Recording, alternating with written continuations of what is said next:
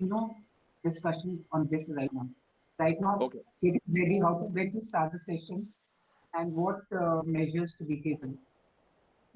Okay. Okay. And, Right, ma'am. and Right. so Can I, on. Thank you. sir? Sir, can I answer this question? Yes, yes, you can add something, sir.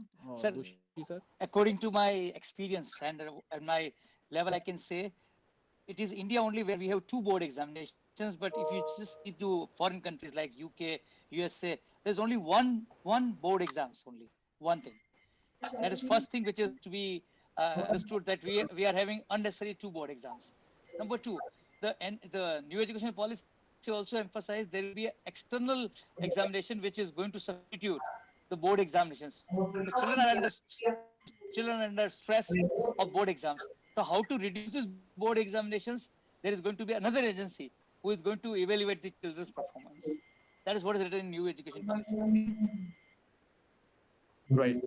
In fact, many people have also lauded the inclusion of more board exams. They believe that this would create more opportunities for competition to assess yourself. In fact, a lot of people have I'm sure I'll come to Alokesh sir. I would request if you can add something to this as well. A lot of people have emphasized this, that we need to change the perception we have for exams.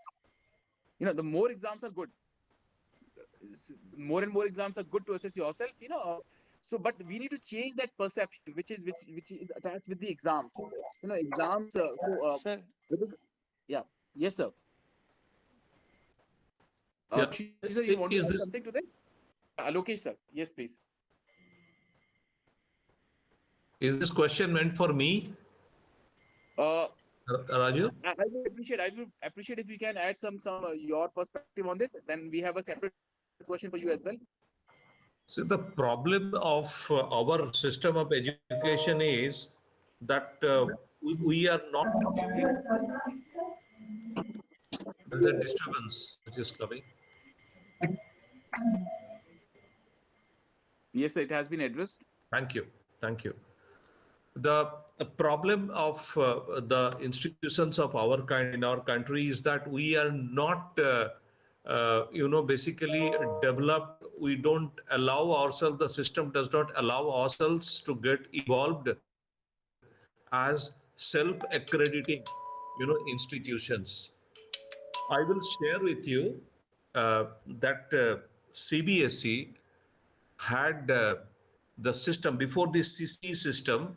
CBSE had the system of allowing few schools, very few schools. I know who used to have in class 10 their own board exam in few subjects, like Birla Public School, which is a 76 years I've completed, my school has completed. We used to have, before the CC system, our school used to have science and mathematics, our own question paper and our own marks, and then those marks used to go to the board. I know there are few more school. I know Lawrence School, Lovedale. Sanavar. Lawrence School, Lovedale, that is in Nilgiri, also used to have the same system, and few more schools used to have. I'm not able to recollect, but with the introduction of CC, because after all, what is CC? CC is basically a self-accreditation. You make your own question paper. The problem is with the rubrics.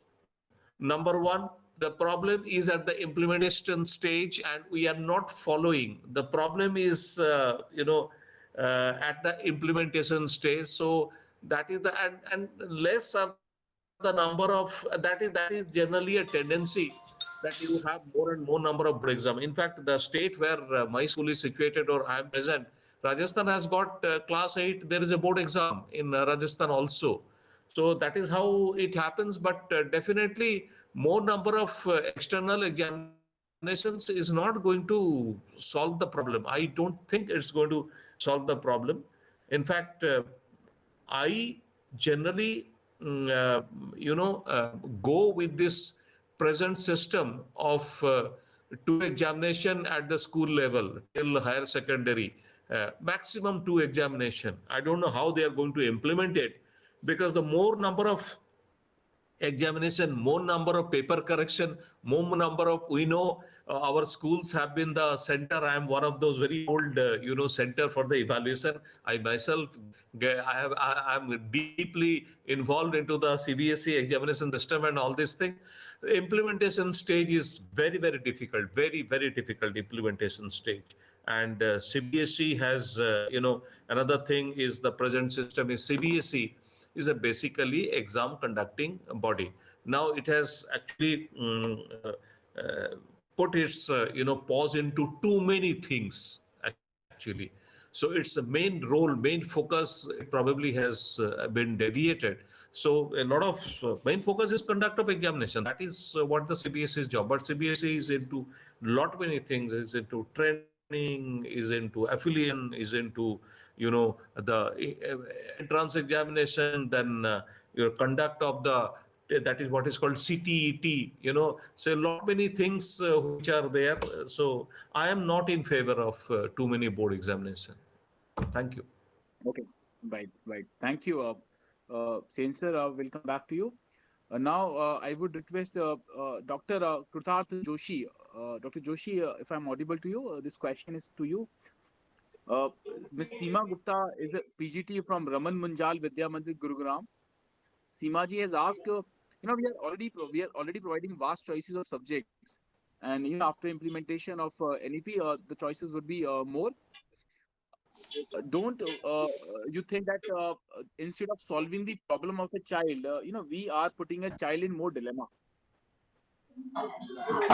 Actually, am I audible? Yes, you're audible, sir. Okay, thank you. Actually, we are not going to give you the more solution or a more selection.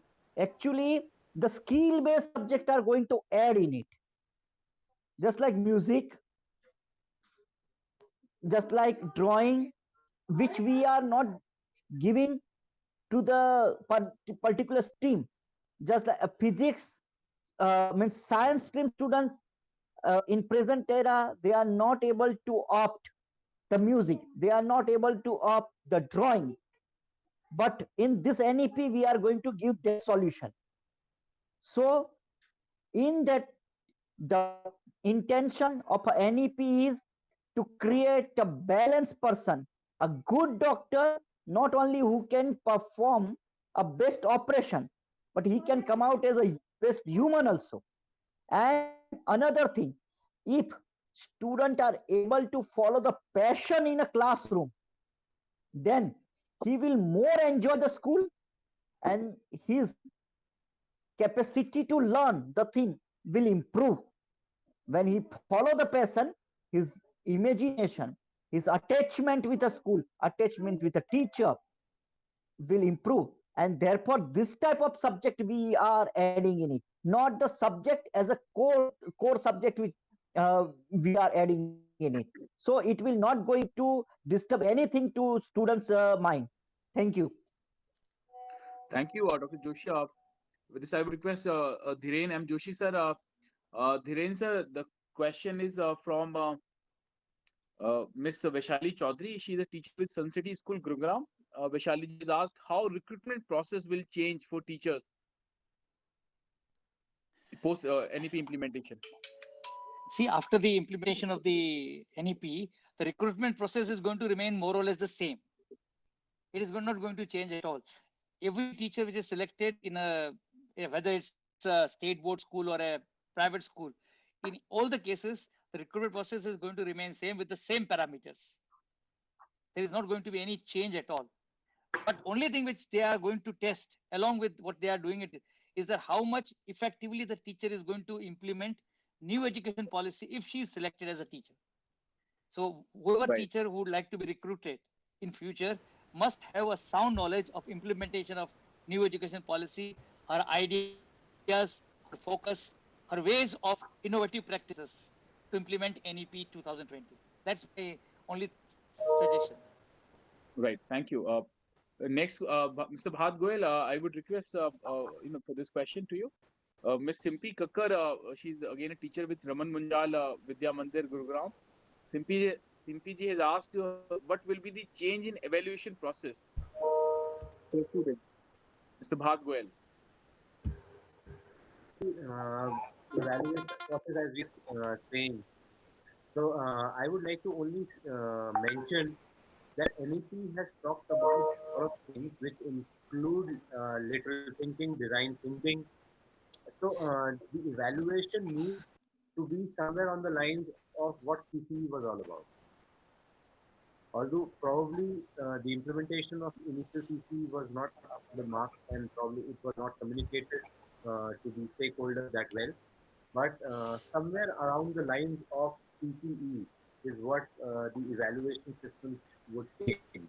It would be less on grade and marks and more towards holistic development and assessment of whether the child is able to understand things better. Focus will be Right. more on learning also. Thank you. Thank you, Mr. Goel. I would request Mr. Sunil Dangi. So, I would again a similar question. What do you think? The more choices in choosing subjects, will that be a problem or will that serve a solution? Definitely, more the options, more the confusion. There is no doubt about that. So, but the thing is that how that problem can be solved. It's a solvable problem. Definitely, it's going to increase the dilemma of the parents and of the students.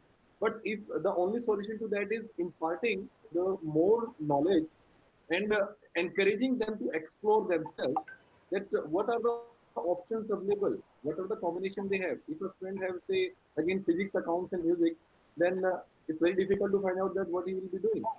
Physics, accounts, and music, if you have, then there are lots of career options for that as well. He can become a manufacturer of musical instruments. The thing is that it is going to increase the confusion for sure. But the solution should be there and the child should be encouraged. You can do what kind of possible combination he can do. That's how it can be solved. And that's a very positive move, in fact. So, that yes, it is going to increase Right. the confusion, but it's solvable problem. That's it. Thank you. Thank you. Michelle, I would request for this question to you, because you represent that art side of education. How do you see the evolution of art education in coming time post implementation of NEP? So as I said, I was while I was presenting that music, I think it's breaking the shackles, the stereotypes where you just become a performer, and I think the new stereotype is becoming music teacher. So apart from that, there is a lot more that children can look at as a career. You know, even becoming music. I am saying music teacher globally also. That's another option that you can see. So music and arts are going to go a long way, and definitely there'll be more happier people in the country. Yeah. Thank you, Michelle. Alokesh sir, I would request this last question, to you. In fact, this question, similar question from two people. One from Ms. Mohammad Basima Akhtar. She represents Montfort Academy of Bagmara. She has asked how successful is the school, is actually educating special needs students. I'll also present the second part. Miss Vidya Sridhar, she's the director, with the Raman Munjal Vidya Mandir Gurugram. Vidyaji has asked, does the No Child Left Behind Act really promote inclusive education? So I'll try to reframe these two parts and I'll, try to present that. First part, like this very categorically question, what do you think about this No Child Left Behind Act? Number one. Number two, what part you see, if you can highlight those areas in national education policy, which promotes that special child education. Lokesh sir, over to you. Yeah, you see, the document per se has definitely, as I mentioned in my, during my, when I was discussing about NEP, that it has tried, basically to reduce the social gap and also the gender gap. Social gap is one is your inclusiveness has been added more and more by default. There is government intervention in this, and the as I said that but the special needs, I must tell you that we have high dearth of. I incidentally I have a little bit uh, skill in this particular area, and I have been working in this particular area apart from whatever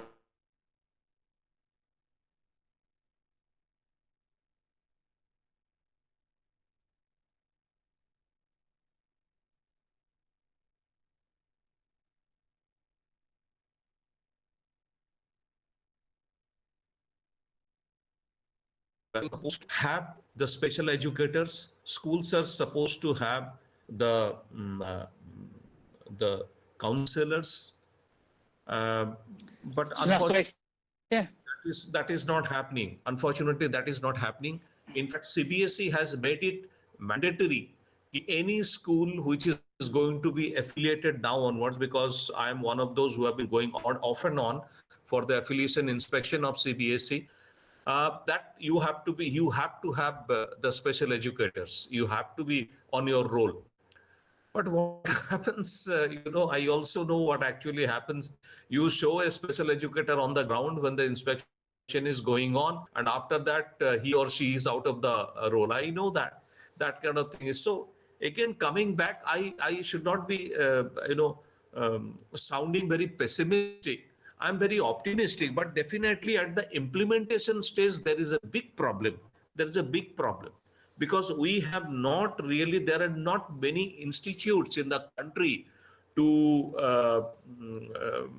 train the people in this special education or in the psychological counseling. Not many people. And so therefore that is a very, very important thing. That is what I was saying. I did not discuss about the training which has been discussed by other colleagues of mine here. And so training is a very, very important area of this implementation, for the implementation of this particular policy.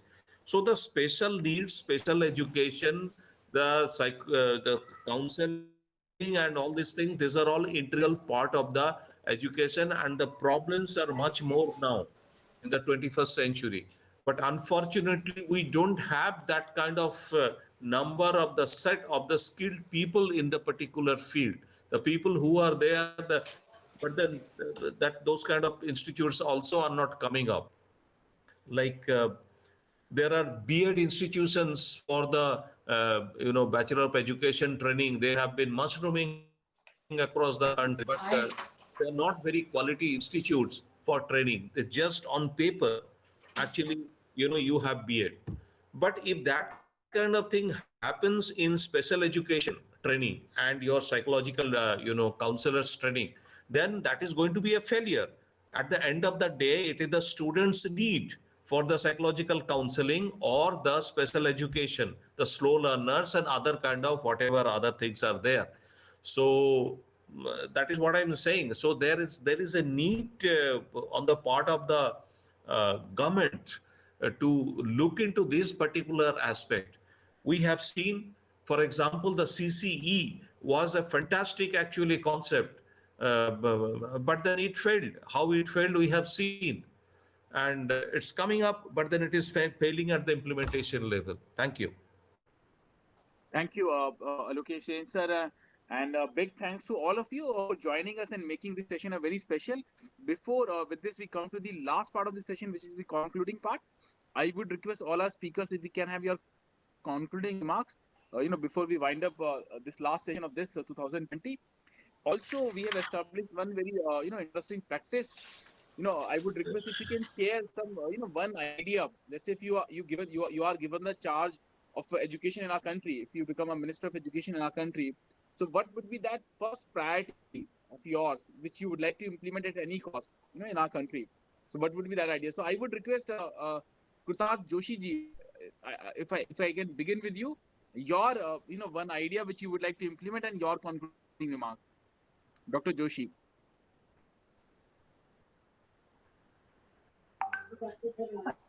Yes, one idea is there. Then I will make yoga and reading club compulsory in all the schools. Thank you. Thank you, Dr. Joshi. I would request Mrs. Sunil Dangi ji. Sunil ji, what would be your idea? क्या करेंगे हम education मंत्री बनके?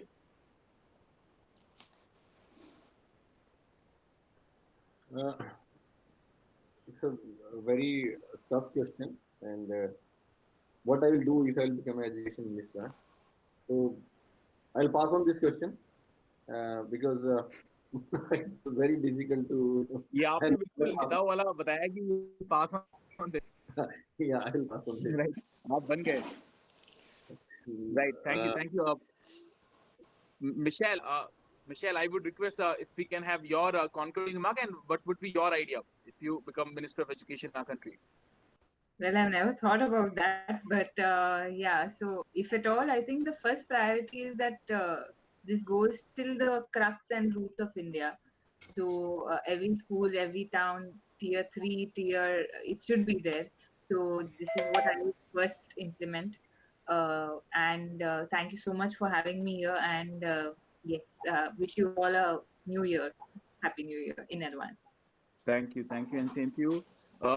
I would request Mr. Parth Goel. Parthji, what would be your concluding remark and your idea? Thank you for having me here. See, now, I don't know when I become the Minister of Education, although I have no aspirations for it. But I would still like the Minister of Education right now to get a hold of what I wish to be done is alternate education. See, ours will be the only country wherein if a father or a mother knows that his son or daughter is not going to study mathematics at grade 9 or 10, he will have a heart attack. So I would sincerely feel that it is about time that we have institutionalized alternate education in any of the developed countries, any country across other than what our Asian countries have been. If you go, so alternate education is a really institutionalized thing. So we need to have if a child probably at the age at grade 6, 7, 8, any level wishes to opt an alternate profession for him or herself. So he should have something to do or somewhere to go.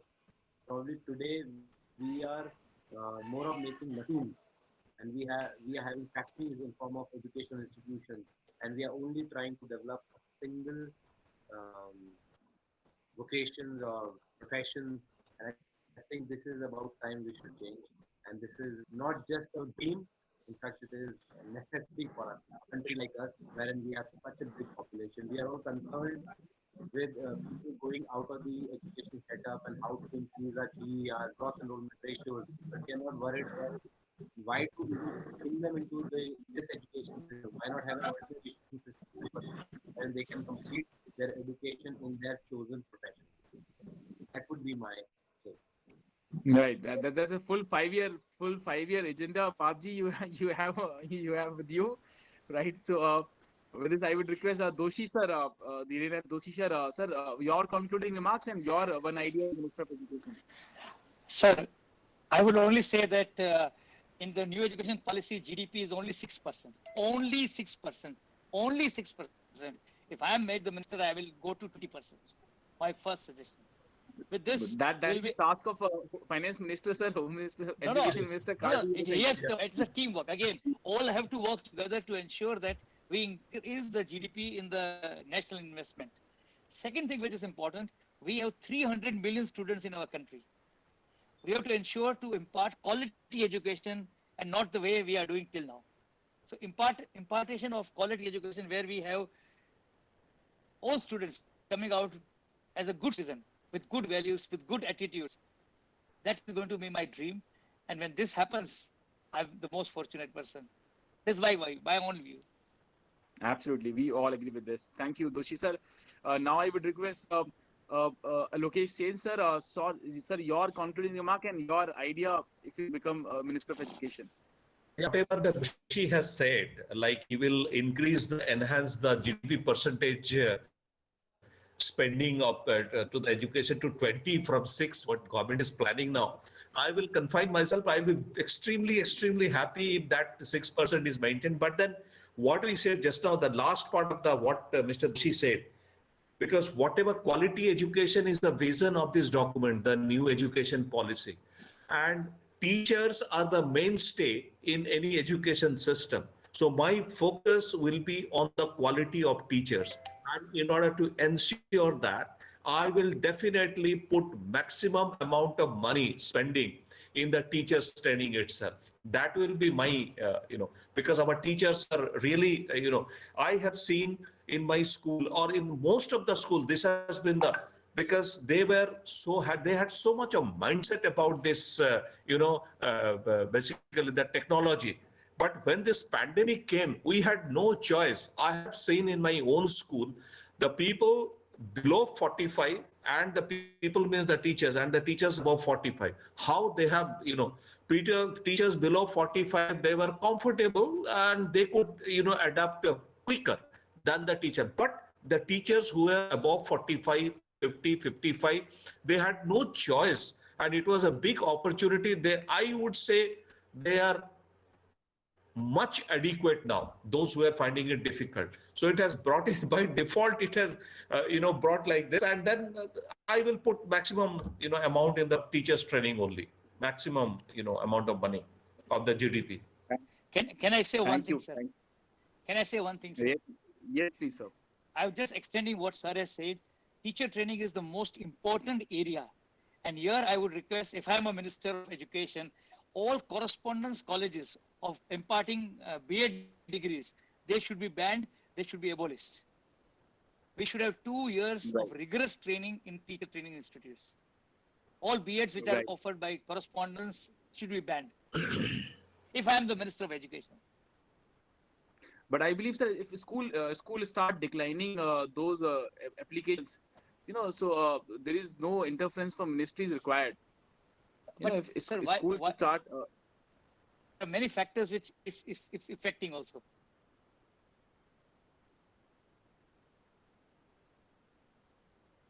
This I would request Indu Khetapal ma'am, your concluding remark and your idea if you given the charge of education in our country.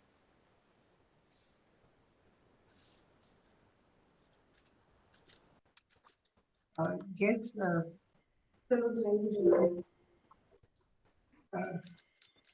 concluding remarks, I think everyone has given, and what I like to say, act to impact, we must, of course, education, I mean, it is lifelong for everyone, lifelong learning for teachers, for students, for everyone. But end of the day, we have to set high standards, act to impact. Where somewhere we have to be role models. So that because as a parent, my children are learning from me. As a teacher, my students are, they